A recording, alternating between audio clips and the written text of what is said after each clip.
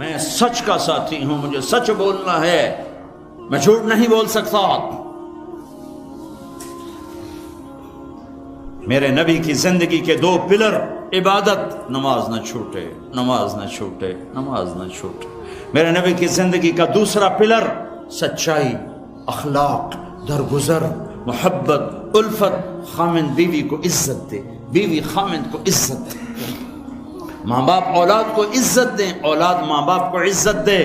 اپنے نبی، اگر اپنے گھروں کو جنت بنانا ہے تو نبی والے اخلاق سیکھو، اور نبی والے اخلاق کا ایک لفظ بتاؤں، وہ برداشت ہے، برداشت ہے، برداشت ہے، وہ صبر ہے، وہ صبر ہے، وہ صبر ہے۔ میاں بیوی کی لڑائی نسلوں کو برباد کر دیتی ہے۔ بیویوں پہ زیادتی مت کرو، بیویاں خامدوں پہ زیادتی مت کریں۔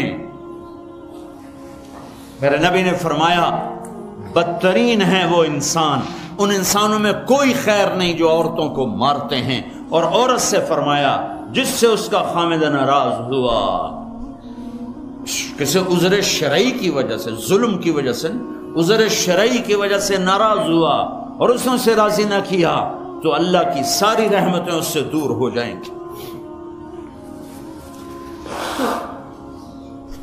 اپنے گھروں کو جنت بناؤ۔ گھر جنت پیسے سے نہیں بنتے، پاؤنڈ ڈالر سے نہیں بنتے، نبی والے اخلاق سے بنتے ہیں۔ ماں باپ کو عزت دو، بیوی خامند کو عزت دے، خامند بیوی کو عزت دے۔ کوئی ایک تپ جائے تو دوسرا چپ کر جائے، ایک چپ کرے تو دوسرا اس کو دیکھ کے چپ کر جائے۔ ساری لڑائیاں تو بول کی ہیں، سارے جھگڑے تو بول کے ہیں۔ ایک بات میری لے لو، ایک بات اگر گھروں کو جنت بنانا، ایک بات صرف کہ برداشت کرنا سیکھو، بولو مت۔ میری بیوی نے بےعزتی کر دی، میرے خامن نے میری بےعزتی کر دی، اللہ کی قسم ذلت میں عزت چھپی ہوئی ہے۔ دانے کو درخت بننے کے لیے مٹی میں چھپنا پڑتا ہے، مٹی میں ذلیل ہونا پڑتا ہے، پھر جا کر وہ درخت بنتا ہے۔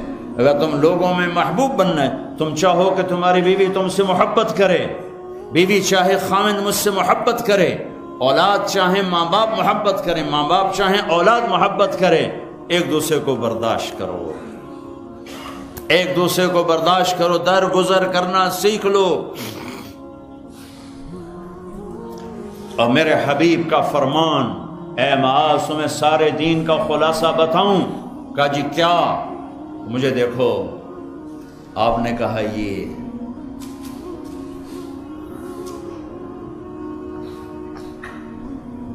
اے معاذ زبان قابو میں رکھنا، یہ سارا دین، وہ سارا دین کیا مطلب ہے؟ جو زبان پہ قابو رکھے گا سارا دین اس کا بچ جائے گا، جو زبان پہ قابو نہیں رکھے گا سارا دین ضائع ہو جائے گا۔ غصے کو برداشت کرنا سیکھو، ایک دوسرے کی تعریف کرنا سیکھو، کسی کی بیٹی کو بہو بنا کے گھر لائے ہو اس سے وہ عزت دو جو اپنی بیٹیوں کو دیتے ہو۔ ایک عورت جب ماں ہوتی ہے تو وہ بچ جاتی ہے، قربان ہوتی ہے۔ وہی عورت جب ساس بنتی ہے تو اس کے اندر زہر بھر جاتا ہے۔ ایک مرد جب باپ ہوتا ہے ساری رات جاب کر کے بچوں کو روٹی کھلاتا ہے، وہ جب سسر بن جاتا ہے تو اس کے اندر ایک نفرت بھر جاتی ہے۔ یہ میرے نبی نے سسر بن کے دکھایا۔ آپ اپنی بیٹی کے گھر آئے، فاطمہ پریشان، بیٹی کیا ہوا؟ کہ میری اور علی کی لڑائی ہو گئی۔ کہ اچھا کدھر ہے علی؟ یہ نہیں پوچھا کیوں ہو گئی، بس کدھر ہے علی؟ کا یہ باہر چلے گئے۔ آپ پیچھے نکلے، ڈھونڈا، مسجد میں سوئے ہوئے تھے، ان کو اٹھایا، ابو تراب اٹھو، یہاں یہ لقب آپ کو ملا ہے۔ گھر میں آئے اور ایسے لیٹ گئے، ادھر علی کو لٹایا، ادھر فاطمہ کو لٹایا، علی کا ہاتھ اپنی ناف پہ رکھا، پھر علی کے ہاتھ پر فاطمہ کا ہاتھ رکھا اور ان کے اوپر اپنا ہاتھ رکھا، پھر فرمایا اب دونوں میرے سامنے کہو کہ ہماری صلح ہو گئی ہے۔ تو دونوں نے کہا جی صلح ہو گئی۔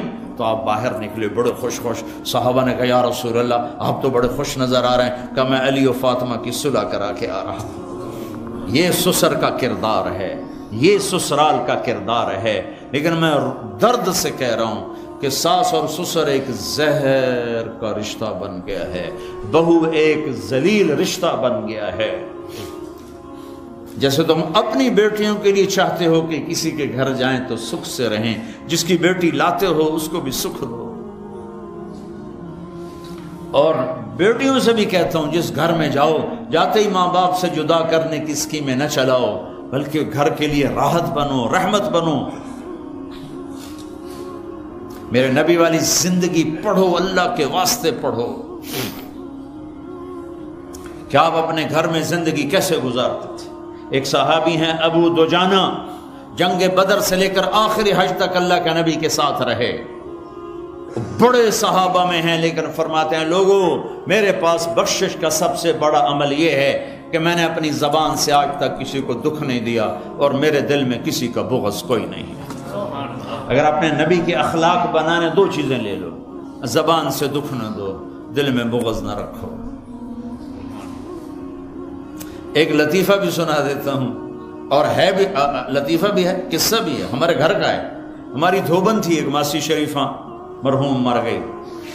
وہ آئی ایک دن میری بہن کے پاس, کہنے لگی بی بی میری نو میرے نال بڑا لڑتی ہیں, میں نے کوئی توید دے ساریاں میری نوکر بن جانا. لڑتی وہ خود تھی, لڑتی خود تھی. تو میری بہن کو پتا تھا, تو اس نے کاغذ لیا, اس پہ کوئی لکیریں لگا کے اس کو سے رول کیا. پھر کہا ماسی شریفہ جس لئے تیری لڑائی ہوئے نا تو اے تعویذ ایتھے رکھنا ہے, تو انہوں ڈگڑ نہیں دے ہونا, جے اے ڈگ گیا تیری لڑائی نہیں مکڑی. اب ہمارے ملک میں تعویذ کا بڑا ایک اعتقاد ہے, جو صحیح ہیں تعویذ ہو تو اثر کرتے ہیں, لیکن 2 نمبر بھی بہت زیادہ ہے. تو اب اس نے کیا طریقہ کیا, میری بہن نے اس کو چپ کرانا چاہا, چونکہ لڑائی تو بولنے سے ہوتی, اور وہی لڑتی تھی زیادہ. ایک ہفتے بعد آئی, کہنے لگی بی بی تو مینوں کیڈا چنگا توید دیتا, میری تو لڑائی مک گئی. کیوں؟ ماسی شریفہ جی چپ ہو گئی, لڑائی کتنے ہو. تو ہر جگہ میں نے یہ تعویذ دیا ہے.